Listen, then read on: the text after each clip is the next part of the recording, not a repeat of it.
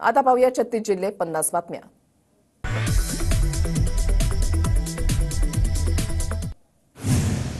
मुंबई आणि उपनगरामध्ये आज मुसळधार ते अतिमुसळधार पावसाचा इशारा, तर पालघरसह ठाण्यातही पावसाच्या सरी बरसणार, हवामान खात्याचा अंदाज। कोकण किनारपट्टी आणि ठाणे, पुणे, सातारा जिल्ह्यांना ऑरेंज अलर्ट, मुसळधार पावसाचा हवामान खात्याचा अंदाज, तर नाशिक, कोल्हापूरसह विदर्भातील जिल्ह्यांना येलो अलर्ट। इगतपुरीच्या भाम धरणाच्या माथ्यावर असलेला सुनाकडा धबधबा प्रवाहित, वर्दळ नसलेल्या रस्त्याच्या कडेला धबधबा असल्यानं त्याचे नाव सुनाकडा धबधबा। साताऱ्याच्या महाबळेश्वरमधील वेण्णा तलाव पूर्ण क्षमतेने भरून ओव्हरफ्लो, पाचगणी महाबळेश्वर भागातील नागरिकांकडून समाधान व्यक्त। कल्याण डोंबिवली परिसरामध्ये मुसळधार पाऊस, 2 दिवसांपासून कल्याण डोंबिवली परिसरामध्ये पावसाची संततधार, अनेक रस्त्यावर पाणी साचण्यास सुरुवात।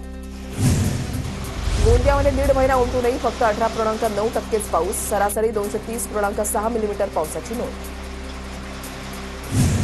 अमरावती जिल्ह्यामध्ये पावसाची दडी, संतप्त शेतकऱ्यांना 2 एकरवरील सोयाबीन पिकावर ट्रॅक्टर फिरवला, तिवसा तालुक्याच्या मोझरी गावातली घटना। धुळ्याच्या शिंदखेडा तालुक्यामधल्या अमरावती मध्यम प्रकल्पामध्ये अद्यापही मृत जलसाठा, पाणी पातळीमध्ये 9 मीटरनं वाढ होणं आवश्यक, नागरिकांना जोरदार पावसाची प्रतीक्षा। धुळ्यामध्ये भाजीपाल्याचे दर कोसळले, मागच्या आठवड्यामध्ये 150 रुपये किलो असणारी कोथिंबीरीचा दर 40 रुपयांवर, तर टोमॅटो बटाटे 50 रुपये किलो। भिवंडीच्या मौलाना आझाद नगर इथल्या पाणी प्रश्नासाठी नागरिकांचे पालिकेसमोर निदर्शनं, पालिकेकडून आंदोलकांना पाणी प्रश्न सोडवण्याचं आश्वासन। मंत्री अब्दुल सत्तार यांना मुंबई हायकोर्टाच्या औरंगाबाद खंडपीठाचा झटका, सत्तारांच्या मुलाच्या शिक्षण संस्थेच्या कॉलेजची परवानगी रद्द, परवानगी बेकायदेशीर आणि कायद्याशी विसंगत असल्याचं कोर्टाचं मत। नारायण राणेंच्या खासदारकीला विनायक राऊतांचं आव्हान, राणेंनी मतं विकत घेतली, मतदारांना धमकावून विजय मिळवला, विनायक राऊतांची राणेंविरोधात मुंबई उच्च न्यायालयामध्ये याचिका। जरांगेने सरकारला दिलेला अल्टिमेटम आज संपणार, जरांगे आज काय निर्णय घेणार याकडे सर्वांचं लक्ष। जरांगेंची शांतता रॅली आज छत्रपती संभाजीनगरमध्ये, छत्रपती संभाजीनगरमधील शाळा महाविद्यालयांना सुट्टी जाहीर।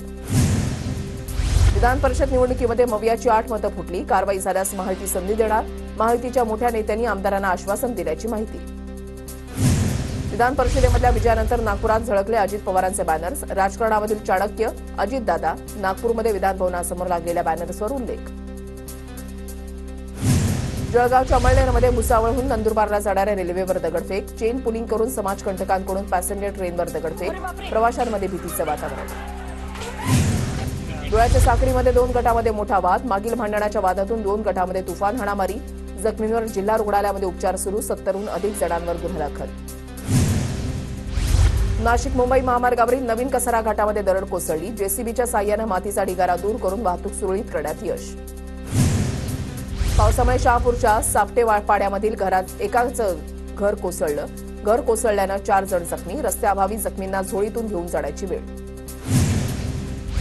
एमपीएससीची राजपत्रित नागरी सेवा संयुक्त पूर्व परीक्षा पुन्हा पुढे ढकलली, एससीबीसी उमेदवारांचे अर्ज खुल्या किंवा ईडब्ल्यूएस प्रवर्गामध्ये असल्यानं निर्णय, ही परीक्षा आता 25 ऑगस्टला होणार।